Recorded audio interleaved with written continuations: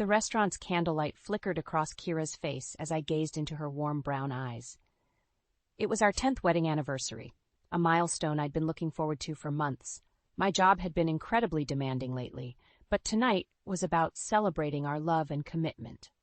"Happy anniversary, sweetheart," I said, raising my glass of Merlot.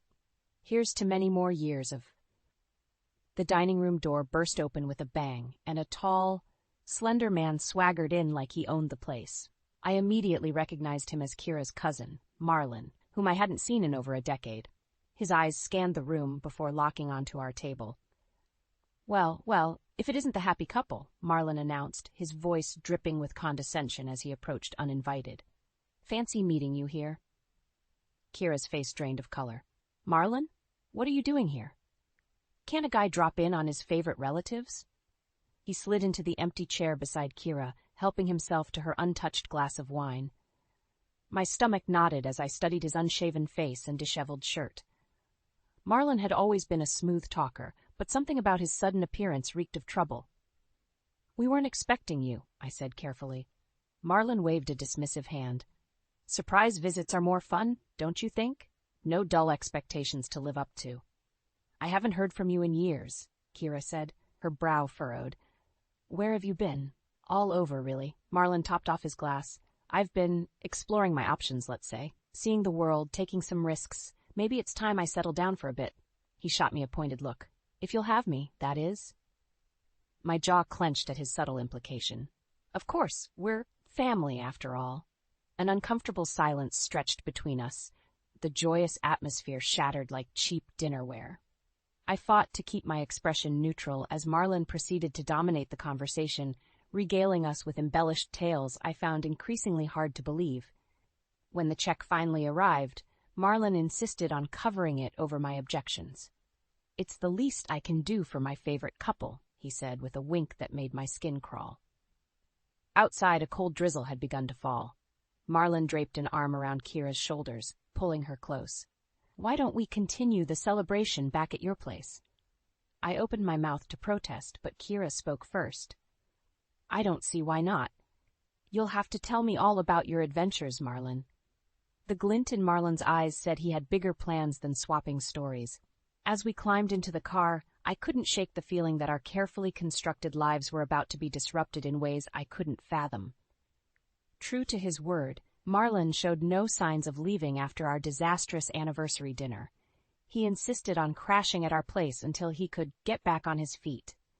Against my better judgment, Kira agreed, still clinging to some misguided familial obligation. Over the next few weeks, Marlon worked his way into our daily routines with maddening ease. He'd lounge around the house, drink my beer, and help himself to whatever he wanted, all while soaking up Kira's attention like a remora to a shark. "Rowan's been working too many hours at that soul-crushing job," he'd tell her with a conspiratorial smile. "You deserve to be appreciated, sis." I wanted to wring his scrawny neck every time he pulled that fake concern act. But Kira seemed to eat it up, basking in Marlon's flattery while I slaved away providing for us. The more he insinuated his way into her life, the more I felt her drifting from me. Then the Saturday morning things took an even uglier turn. I woke up early, as usual, to find Marlon rummaging through my home office like he owned the place.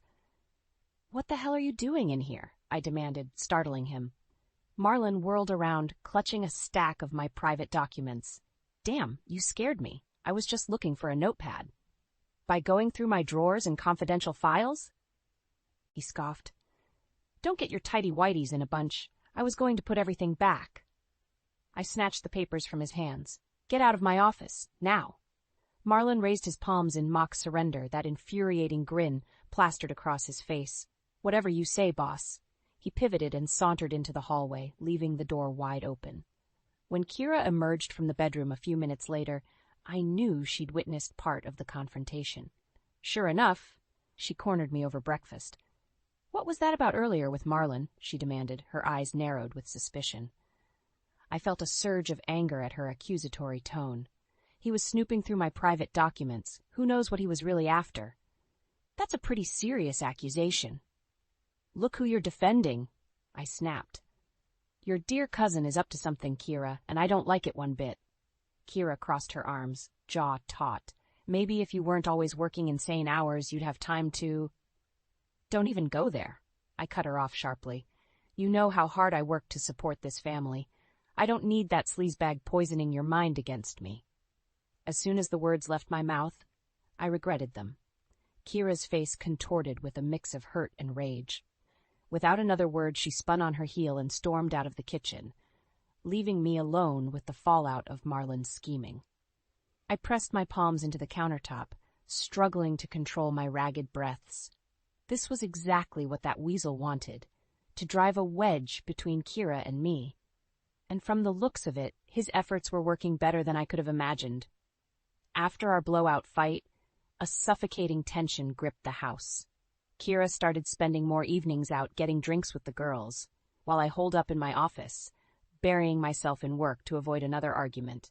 Our once happy home had become a frigid danger zone, with Marlon prowling the halls like a demented cat toying with 2 trapped mice. I should have seen it coming, but I was blindsided when Kira finally confronted me about the mounting lies Marlon had been feeding her. "Rowan, we need to talk." Her voice was icy as she entered the office. I had coffee with Marlon this morning, and he told me some very disturbing things. My gut twisted. Like what? Like how you've been having an affair with a coworker named Jessica. White-hot anger lanced through me. That's ridiculous. I would never. He also said you've been mismanaging our finances for years. Kira's nostrils flared with indignation, blowing our savings on frivolous expenses and gambling debts. I shot out of my chair, slamming my palm on the desk loud enough to make her flinch. How can you even entertain that snake's lies for a second? Because everything adds up. Kira shouted back, her cheeks flushed crimson. You've been coming home late more nights than not.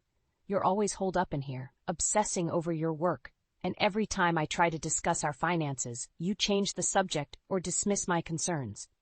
That's because I'm trying to provide for this family, damn it. I raked my hands through my hair, struggling for composure. We have responsibilities, in case you'd forgotten.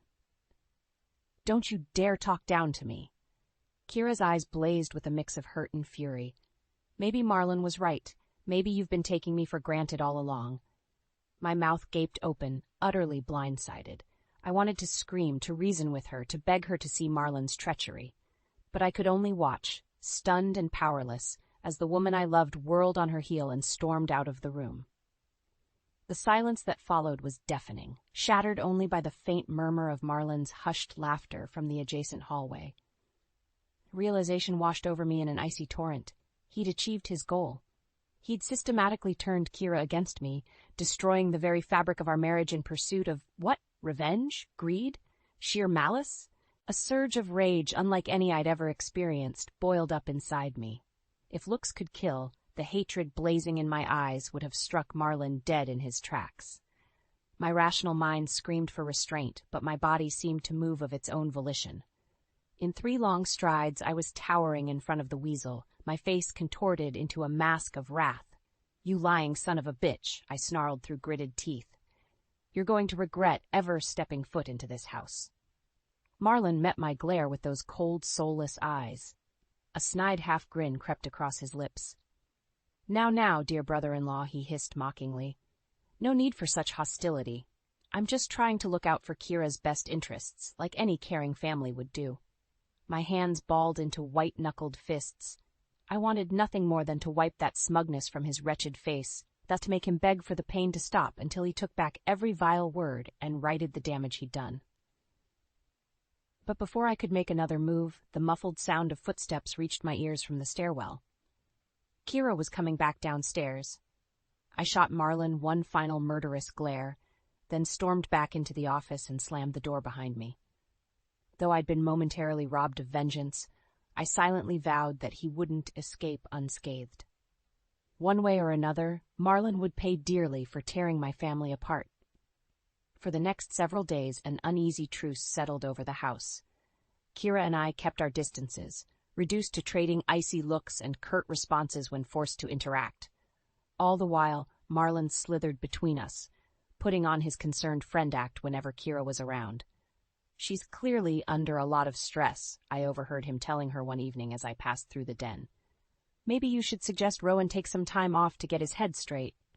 My fists clenched at the sugary venom in his tone, but before I could confront him, Kira appeared in the doorway and fixed me with a pointed glare. "That's not a bad idea," she said flatly. "You've been working too hard lately. Some time off might do you good." I opened my mouth to protest, but Marlon jumped in with a sage nod. "See, I'm just looking out for the best interests of this family." Grinding my teeth, I pushed past them without a word and retreated to my office sanctuary.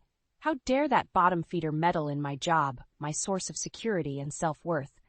Outrage mingled with dread as a terrifying thought took root. He was gunning for my career next. Over the following week, my fears proved justified. An internal investigation was suddenly launched at work over misappropriation of funds from one of my prior projects. No specifics, just veiled accusations and heavy scrutiny from the corporate leeches. I knew in my bones Marlon was behind it, but I had no proof. The weasel covered his tracks too well, which meant he was after more than petty mind games now. He was aiming for the jugular. It all came to an ugly head at the office on Friday evening. I was poring over financial records, desperate to find any discrepancy that could exonerate me, when Kira burst through the door of my office. "You lying, cheating snake," she spat, hurling a folder of documents at my head. "I can't believe after everything you'd stoop this low." I batted away the papers, bewildered. "Kira, what are you talking about? Don't play dumb." She jabbed a finger at the scattered forms, auburn curls whipping around her flushed face. "I found bank statements and emails proving you've been pilfering money from the company for years. Years!" My heart plummeted into my stomach. That's insane. Those documents must be. "Don't bother denying it, Rowan. The evidence is damning." Kira's chest heaved with barely contained fury. "You've been robbing us blind with your greed and deception." "Where did you even find these?" I demanded, frantically scanning the fabricated paperwork. My gaze froze on a sticky note with a familiar scrawl. "That conniving son of a bitch." "Marlon saw them sitting out and knew I deserved the truth," Kira said, her voice dripping with disgust. "He warned me about what a selfish liar you were becoming, but I refused to believe it until now." In that moment, the harsh reality hit me like a freight train. Everything, even my career and livelihood, were now casualties in Marlon's warpath of destruction. Fire raged behind my eyes as I shot to my feet, papers scattering in my wake. "That depraved, manipulative worm?" I roared, slamming my fist onto the desk hard enough to leave a dent in the wood. "He's been plotting this all along, don't you see? He's poison, Kira." A flicker of uncertainty passed over her face, and then it was gone, replaced by that same simmering wrath. "The only poison here is you," she hissed, turning on her heel to stalk out. "Keep your lies and dirty money. I want nothing more to do with you, Rowan." I collapsed back into my chair, numb with shock and despair as the office door slammed behind her. Just like that, in one fell swoop, orchestrated by Marlon, everything I'd worked so hard to build, my reputation, my career, my marriage, was crumbling to dust. I spent a hellish weekend drowning in self-pity and Jack Daniels. By Monday morning, I'd hit rock bottom, unshaven, reeking of booze and misery. I showed up to the office in wrinkled clothes, bloodshot eyes hidden behind sunglasses as I braced for the final crucifixion. But it never came. Instead, Kira was waiting in the parking lot, looking just as haggard and remorseful as I felt. "We need to talk," she said flatly as I trudged closer. "Somewhere private." My tongue felt like leather. "If this is about the divorce papers, it's not." She inhaled deeply, chewing her bottom lip. "It's about Marlon." A surge of anger momentarily lifted my hungover fog. "What more does that snake need to slither into? He's already stolen my job and my family." "That's just it." Kira's gaze grew pained. "Those documents I found, they're fabricated, completely fraudulent." The words hung between us, weighted and damning. I wanted to feel vindicated, relieved that she finally saw the truth. But after so many blows, I just felt numb. "How can you be sure?" I asked quietly. "I hired a private investigator to look into Marlon's past," she admitted. "He has a reputation for this kind of sociopathic behavior, using lies and deceit to turn families against one another for his own twisted aims." A sour taste flooded my mouth, anger and hatred reigniting in my gut. That sadistic worm had shattered every shred of trust, every ounce of love Kira and I once shared, all for his own sick enjoyment. So now you know, I shrugged weakly. Fat lot of good it does me now. My life is still in ruins. Kira stepped closer, laying a trembling hand on my arm in a gesture that just days ago would have made my heart leap. Now it only wrenched my chest tighter. Not if we fight this together, she said, gaze hardening to steel. If we can expose Marlon, bring his selfish cruelty to light, maybe we can undo some of the damage. I studied her expression, searching for any hint of the doubt or contempt that had consumed us both so thoroughly. But her jawline was set, her eyes clear and determined. The guardians of our past were finally, mercifully gone. How? I asked hoarsely. That worm covered his tracks too well. Nobody's going to believe a couple of bitter divorcees over. That's why we can't just accuse, Kira cut me off. We need solid proof of what Marlon did. Evidence so damning, so irrefutable, it will crush that demented ego of his once and for all. Her hand found mine, giving it a reassuring squeeze. Suddenly I was acutely aware of the scriptured calluses earned from years of teaching, the faint citrus scent of her shampoo that used to linger on our pillows. That investigator already provided copies of testimony from some of Marlon's past victims, she continued. With the right records from our own situation, phone logs, emails, anything he didn't think to tamper with, we can weave together an undeniable trail of his emotional abuse and psychological torture. My head swam as her plan took shape. It was audacious, risky even. But after enduring so much agony, the prospect of vengeance catalyzed a burning fervor within my soul. Okay, I said with a resolute nod. Together then. No more pulling punches with that manipulative bastard. A grim smile tugged at the corner of Kira's mouth. We hit him with everything we've got. It's the only way to make him pay for what he's done. The fire rekindled behind her eyes reminded me of the strong, passionate woman I fell in love with those years ago. And in that moment, I knew no matter how painful the path ahead, we would prevail or go down swinging. Over the next few weeks, Kira and I operated like silent gembers in an underground bunker. While she dug up call logs, emails, and other digital footprints of Marlon's manipulation, I pored over the files from her private investigator, stomach-churning accounts of how he'd torn apart other families in the past. The more we uncovered, the more grotesque the full picture became. Marlon's grifting stretched back over a decade, spanning multiple states. He was a parasite of the highest order, insinuating himself into the lives of decent people, only to feed off their trust and ruin them from the inside out through mind games and sabotage. With hardened resolve, Kira and I compiled an unshakable dossier of evidence detailing the full scope of her cousin's depravity, both in our case and the cases of others he'd systematically dismantled. Once cross-referenced and organized, the combined records painted a damning portrait that would leave no skeptics. Finally, everything was in place to spring the trap.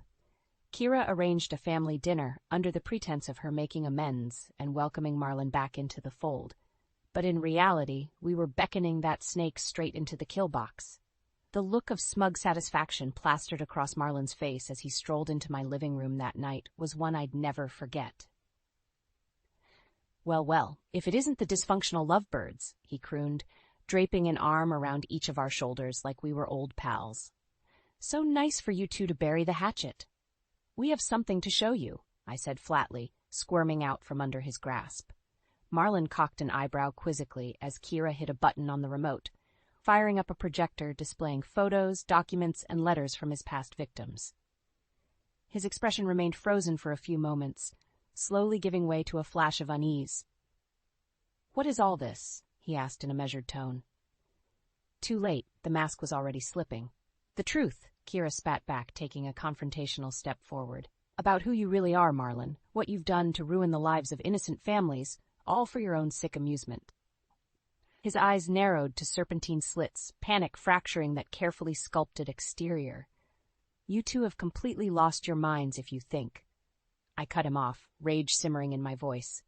"We know exactly what you've been up to, you miserable leech. Sowing lies and discord to tear loving couples apart from the inside, then sucking them dry before slithering off to your next victims." Marlon opened his mouth, but no words escaped, his pallor draining to an ashen gray. For once, he had nowhere to run, nowhere to hide. Letter after letter flashed across the screen. A mother recounting Marlon's efforts to destroy her marriage, an ex-girlfriend detailing his physical and emotional abuse, a lifelong friend turned adversary. Each statement more horrifying than the last. And weaved throughout were irrefutable records of his treachery against Kira and me. Manipulated documents, incriminating calls and emails, testimonies of his gaslighting and sabotage. I saw the fight drain from Marlon's posture, but Kira remained locked in, relentless. "We have copies of this entire file," she snarled, "and they're going to everyone. Your old employers, the authorities, anybody who will listen. Nobody else will suffer because of your deranged crusade, you pathetic, cowardly. Enough!" Marlon's voice cracked with an anguished rasp as he whirled around, one hand clawing at his face. "Just enough." An eerie hush fell over the room as the projector blinked off, plunging us into a heavy silence broken only by Marlon's quivering breaths. I studied the hollowed depths of his expression, the broken husk of a man whose entire world was crumbling around him. Revulsion curdled in my gut. This was the pieces of him we'd reduced to. And somehow it provided no catharsis at all. The aftermath of our grand unmasking played out in excruciating slow motion. Marlon didn't utter a single word as the weight of his exposed sins bore down. He simply turned on his heel and trudged out, a hollowed-out revenant disappearing into the night. Part of me had anticipated a sense of victory, of karmic scales finally balanced, but as the days crawled by without a peep from Marlon's corner, all I felt was empty, hollow. Like the entire sordid affair had leached away pieces of my soul I'd never recover. Kira tried putting on a brave face, insisting that we'd done the right thing by exposing Marlon's psychological warfare, that his path of destruction had finally ended. But I could see it in her eyes, too, that thousand-yard stare of someone forever changed. We spent the next couple weeks walking on eggshells around each other. Sure, we were on the same side again against a common foe. But that didn't erase months of pent-up doubt and resentment, the gut-wrenching heartache of having our entire foundation shaken to the core. I just started considering counseling options when the other shoe finally dropped. The call came in around 3 a.m., Kira's sister Jenna, distraught and begging us to come over immediately. "I don't know what to do," she blubbered when I answered the door. Red grooves lined her ashen cheeks, tears still flowing freely. "He just showed up, raving like a lunatic, making all these outrageous threats." "Whoa, slow down," I urged, steadying her trembling frame. "Who showed up, Jenna? What's going on?" Her haunted gaze met mine, lips quivering. "Mem Marlon, he's completely lost it." Like a wolf catching the scent of prey, I felt an electric surge shoot through my system. Without a word, I sprinted down the hall toward the loud commotion reverberating from the den. Jenna's husband Blake was there, along with two of his frat brother buddies, attempting to subdue a wild-eyed Marlon thrashing against their restraints. His clothes were disheveled, blonde locks matted with sweat, a broken bottle from the liquor cart clutched in one hand like a jagged shiv. "You self-righteous pricks," he howled, spittle flying from his contorted maw. "Trying to take away the only family that ever gave a shit about me? I'll bleed you all dry before I let that happen. Marlon, put the bottle down," Blake shouted over the chaotic snarls. "We're calling the police if you don't calm your crazy ass down." "I'll kill you all first." Marlon's bulging gaze swiveled toward me as his wrist snapped forward, releasing the jagged projectile in my direction. Pure instinct took over. I lunged sideways, hitting the carpet just as the liquor bottle exploded against the wall, mere inches from where my head had been. Pain blossomed in my shoulder from the impact, but I scrambled upright in time to see Marlon break free of his captor's hold. With a rabid shriek, he snatched up a nearby golf club, whipping it in a vicious forehand that caught one of Blake's friends flush in the sternum. The dull crack of metal on bone was obscenely loud, the man's scream gurgling off into silence as he collapsed like a rag doll. Unbridled panic seized my chest, but I refused to go down a helpless victim. Vaulting the sofa, I crashed into Marlon from behind, just as that makeshift bludgeon started arcing toward Blake's head. We slammed into the ground in a tangle of flailing limbs, the golf club clattering uselessly aside as my momentum drove us both into the entertainment center. Frames and knickknacks rained down in a shatter of glass and porcelain, But I scarcely felt any of it. We grappled furiously, each fighting for dominance like two reptilian brains stripped of reason. Marlon howled like a wounded animal as my clenched knuckles pounded against his face, splintering bone with a sickly series of muffled crunches. Blows ricocheted off my ribs, head, back. I screamed in unrestrained fury, raining down vicious retribution against the personification of every slight, every betrayal endured over those agonizing months. Until finally, Marlon's feeble resistance ceased, his battered form going limp beneath me. Only then did I realize the shrill ringing in my ears was my own voice, red-stained and hoarse from exertion. The metallic stench of blood saturated the hazy air, mingling with the scent of shattered hopes and shattered lives. Kira appeared silently in the doorway, her palm covering her mouth as tears streamed down her face. I glanced down at Marlon's ruined mess, my heaving chest caked with crimson. In that moment, I understood the cold truth, that my freedom came at the cost of a piece of something irreplaceable. No going back now. This path had already consumed too much of my soul. The aftermath of that night was a blur of police statements, lawyer consultations, and round-the-clock news coverage speculating about the bloody family feud. Marlon ended up in the hospital under heavy security, while Jenna's friend Andrew remained in critical condition from the vicious golf club attack. The fallout extended far beyond physical wounds. My job terminated me on grounds of conduct violation, despite moving to dismiss the frivolous misappropriation investigation Marlon had fabricated. One more casualty in his path of destruction. For Kira's part, she tried putting on a brave face, assuring me we'd get through this latest storm clouds, that I'd acted in self-defense against Marlon's psychotic rampage. But I could see it in her eyes, too, that haggard, hollow look of someone eternally changed. 3 miserable weeks crawled by before Marlon's hospital stay ended with his booking into county lockup. No chance at bail, the prosecutor assured us, given the menacing paper trail and violent charges filed by multiple victims. Perversely, having him behind bars brought no sense of relief. Only a dull, throbbing emptiness. Like my old life had been cut out with medical precision, leaving just a gaping wound struggling to heal. "We need to get away from this place," Kira told me one night over the dinner she'd stopped insisting we eat together at the table. "Get some distance before it consumes us too." I grunted half-hearted agreement, pushing limp peas around with my fork.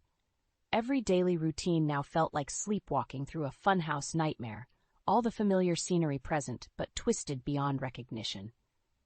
So we went through the motions of forging an exit strategy, packing up what little either of us still clung to in preparation for putting the house on the market, finding new job prospects in cities far removed from the shadow of Marlon's reign of terror. All the while, neither of us daring to verbalize what still hung unspoken, that no amount of geographic distance could fully heal the scars left on our marriage. The trust demolished, the intimacy shattered by forces we remained powerless to prevent. Kira's gaze told me she felt it too whenever our eyes met across the empty living room, that colossal rift, seemingly insurmountable. Yet in those fragile, solemn moments, I also caught fleeting glimpses of the steadfast partner who'd once fearlessly walked by my side, the woman whose loyalty and strength I'd fallen so irreversibly in love with those years ago before the darkness descended. It gave me just enough selfish hope to continue putting one foot in front of the other. The light at the end of that long, winding tunnel finally emerged on an overcast Tuesday morning when Kira called me at the temp labor job site I'd been grinding away at. "This is it," she said in a reedy tone usually reserved for graver matters. "My last day." My heart hitched at her words, fingers anxiously combing through thinned clumps of hair. "Last day? For what?" "At Oakview Elementary. I resigned this morning."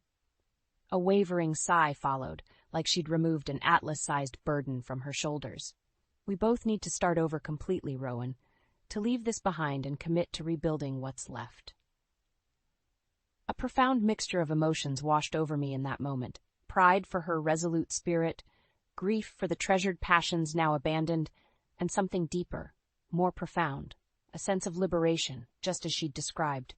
We could leave the past 6 months, that entire abysmal chapter of torment, behind. Wipe the slate clean to reclaim the precious remnants of our fractured bond and fortify them into something stronger, something rebuilt from the ashes of Marlon's scorched earth campaign, something reborn and tempered by the fire. My throat constricted as I absorbed the weight of her words, unable to respond. But some part of Kira must have sensed my unspoken thoughts through the static, because her voice softened to that familiar, comforting tone when she whispered, "It's time to come home, babe, to each other." I swallowed hard against the surge of emotion, blinking back the sting in my eyes as the world outside seemed to reset on its axis. "I'm already on my way."